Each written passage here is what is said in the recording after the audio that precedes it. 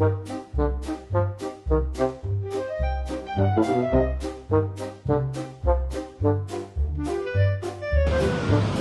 မနင်လက်ပတ်လေးကဘယ်ရောက်ဝယ်ထားလဲလှလိုက်တာငါ့တော့လက်မတုတ်ဘူးကြည်စမ်းမွေးတော့လက်ဆောင်ရထားတယ်ဟဲ့ဟုတ်လားလိုက်တာဟဲ့ဒီဇိုင်းနဲ့လက်ဆန်းလိုက်တာဘယ်ဆန်းဝယ်ရလဲအဲ့ဆိုင်ငါ့ကိုလိုက်ပေါ်ညီမရွှေရလေဟဲ့လားဟဲ့ညီမရွှေဆိုတာ64မနော်အမလားဟုတ်တယ်လေဟမ်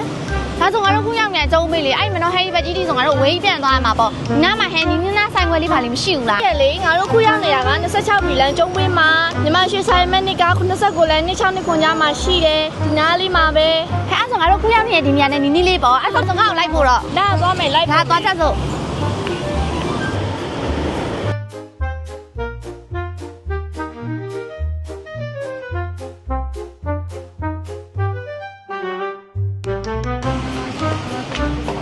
အေးပါလေ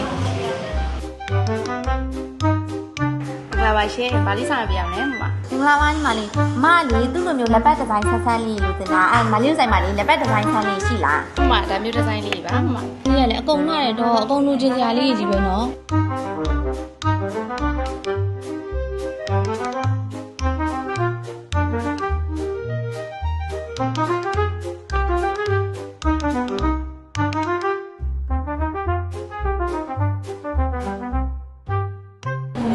ရှိဒီမှာလေးပါ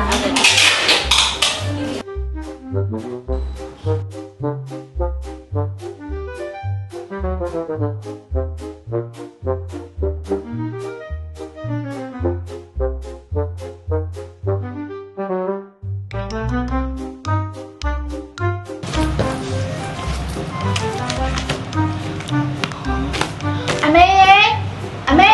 သမီးရဲ့ကျောင်းသားကလေးတွေ့မိသေးလားအမေကျောင်းသားကပြောက်သွားလို့မလဲအေးဆက်ရပြုတ်ရတာတစ်မျိုးချောဖွာတာတစ်မျိုးညီကတစ်မျိုးမောတယ်သိလားဘာလုံးမအေးပဲကိုကကိုမကိုဘူးညီကလေတနေ့အလှပြင်းမဲចောင်းသွားမဲတငယ်ချင်းတွေနဲ့လဲမဲပတ်မဲညီကောင်းထဲမှာဒါပဲရှိရဆွဲတီသိလားအမေရလဲအေးကူညီဖို့ဆိုညီကောင်းထဲမှာရှိကိုမရှိဘူးညီကသမီးမေးတာတခွန်းအမေပြောတာအခွန်းတရားစီပဲအမလေးပြောရမယ်ဟဲ့ပြောရမယ်ပြောကမှတော်ကကြမှာအမလေးညီဖေမရှိတော့ကနေကအိမ်ကစီးပွားရေးဆိုလဲငါပဲအိမ်မှုကိစ္စဆိုလဲငါပဲအဖေဆိုလဲငါပဲအမေဆိုလဲငါပဲဟူးမောတယ်ဆွဲတီသိလားဟောအမေရလဲဘာဘယ်တော့အမေရဲ့ရေးချဟဲ့ရေးချလမ်းမလကနာဟောရဲမှာဒီကညီမပြောက်ပြီးထင်းနေတာအခုတိထားလို့တော်သေးတာပေါ့ကျေးဇူးပါနော်အခုပြပါအောင်မဲ့အေးအမေလည်းတမျိုးဆိုအကောင်းကိုမပြောဘူးတော့အမေရဲ့ဘာဖြစ်ထားလဲနော်တို့ခဲ့တော့ Chinese wife လိုက်ပြီး